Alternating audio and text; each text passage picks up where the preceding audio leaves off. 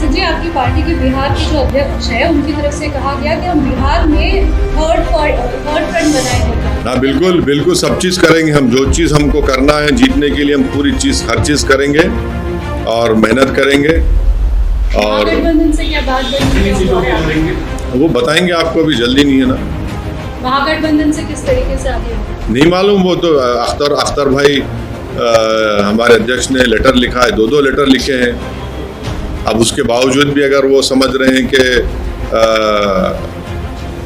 कुछ नहीं कर, तो ठीक है।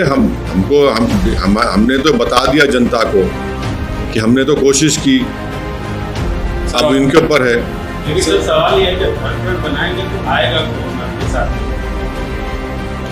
अरे देखिए, मैं अकेला ही चला था जानिबे मंजिल, लोग आते गए और कारवां बनता गया।